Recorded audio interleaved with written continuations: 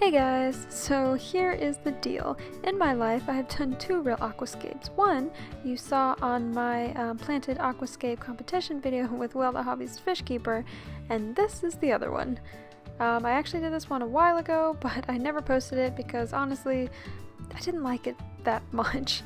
And I was happy when I did it, but quickly after I set it up, as you will see, a lot of the plants ended up kind of changing and not doing well, and I moved stuff around, and I will give you an update of what it looks like now, but I wanted to go back and kind of show you guys the process of me making the tank since you guys seem to enjoy my other planted aquascape video. So as you will see, it was around Christmas time, and I went ahead and tore down my Christmas decorations on my fish tank and I cleaned it out. This is of course Moby, my white veil-tail Betta's tank, and yeah, now I will just put you guys back into the voiceover that I did originally when I was making this tank.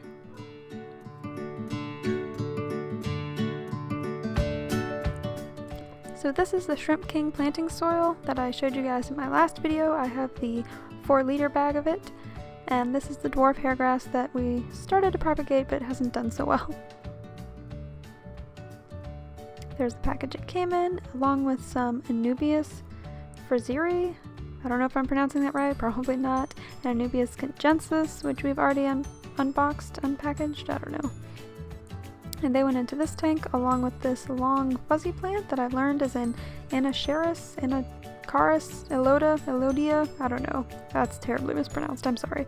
Temple Compact is a plant I've wanted for a long time because of the color and the red stem, but I'm not sure if it's going to survive, of course.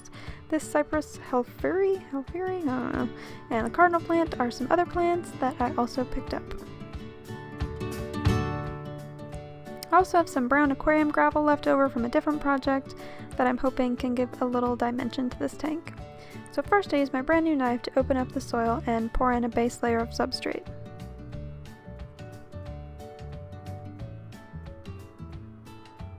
I'm going kind of quick because I know this is going to be a long video. So I cleaned up my mess, and then I really started to kind of shape what I wanted the floor of the tank to look like. Now it's really important to me that I have this high hill valley kind of situation going on, so I can have high parts and low parts. Unfortunately, I did not account for how much the water and plants would change that, and I wish it would have stayed that shape. And then I used the brown river rock or gravel substrate to kind of make a little dry riverbed looking feature down the, not center, but more like 2/3 to the right of this tank.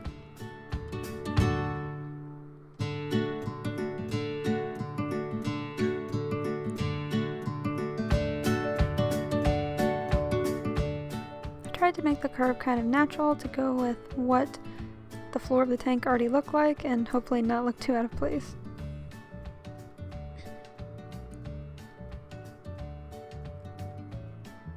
I really like the different colors together and the dimension it gives.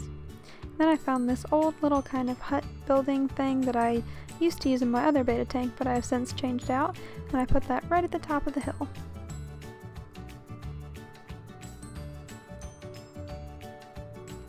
I also found some big smooth river rocks left over from a different tank, and at first I tried to line the riverbed thing area, but it really didn't look that great because the size was off, so I tried to bury them into the substrate instead so they looked a little bit smaller in proportion to what I wanted them to look like.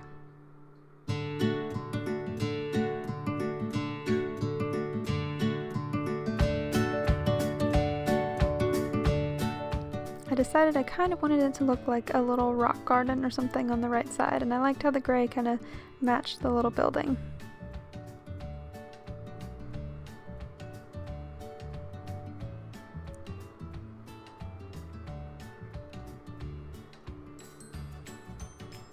And then I basically just took the dwarf hairgrass that's not doing so well, and I lined the entire side of the brown gravel road/riverbed.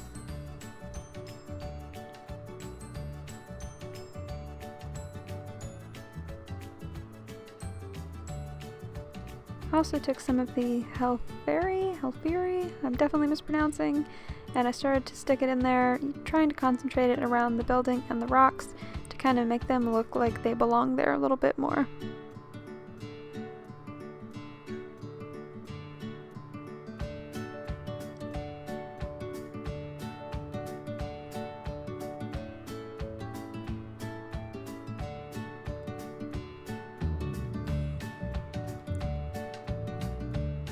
In case you didn't believe I am new to freshwater plants, I am sure you can tell by my horrible mispronunciation of everything. I then took those tall red stem plants that I really liked, and at first I tried to put them up front. I don't think they ended up staying there in my final scape, but I really like how they kind of look like little trees in this scenario, just because the different colored stem kind of resembles like bark to me. I don't know. You guys can tell me what you think. I also tried to stick some of the bush plants around the base of all the other plants, and I think at this point I started to realize that I was a little bit overplanting and putting too much of a variety of different plants together.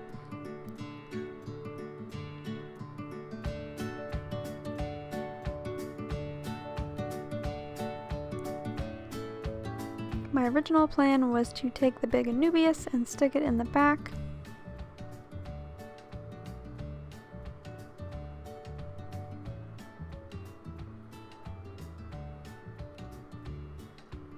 I really like the one crazy curly stem on that Anubias.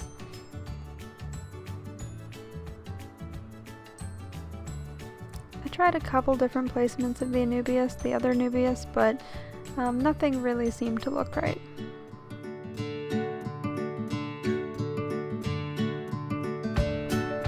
Now I did see if adding a little bit of water would help and maybe help me get a better understanding for how I placed everything. I am pouring the water into my hand first because I'm trying to disturb the soil and the setup is the least amount as possible.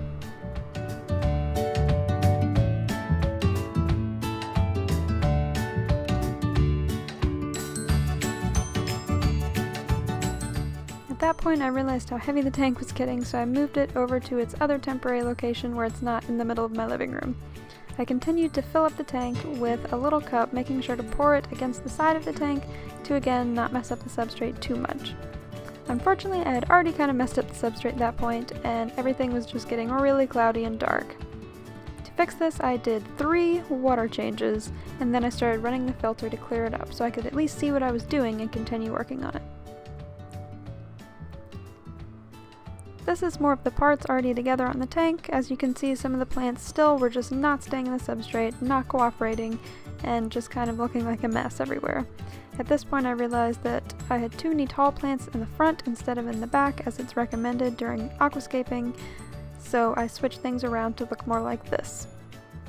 I switched out the Anubias for the long kind of fuzzy plant, and I moved the red stem plants to the back as well so that you could really see the grasses as the short ones up front, which I think really helps the perspective of the tank overall and puts everything in a better scale. And I just really enjoy it. So yeah, this is pretty much the final product, and I'm really proud of it, and I know so many people could have done a much better job than I did, but it is my first time working with soil and these kinds of plants, and I'm always just looking to improve and learn as I go. Overall, I'm really happy with how it turned out, and I hope that you guys like it too. It was way more work than I thought it would be, but it was definitely worth it to me. Alright, present day me tuning back in to let you know that I then had to go back and put a layer of black gravel over the soil because I kept having that problem of water changes kicking up that soil everywhere and making the water really black. And of course I dropped it everywhere and made a huge mess. Anyway, as I kept this tank set up and running, the long, fuzzy, tall plants in the back were the first to die, and they're also the ones that infested both of my tanks with snails, which made me very, very unhappy. Then the Temple Compacta did well for a really long time. It grew to the very top of the water, and then once it was super tall and at the surface of the water, it slowly started to die off as well. The dwarf hairgrass I don't think ever really took root and sprouted in the first place, and those little bush plants also didn't really last. Really the only plant that did well was the Cypress sulphuri. I have no idea why that is. I am not a freshwater plant person. I probably could have used a bunch of stuff, but it was just too much work, and I just made up my mind that anything that wasn't easy care could just go, and I was done with it. Yeah, as you can tell, I started getting some blue-green algae and some other algae as well, but the tank is healthy, it just doesn't look that pretty.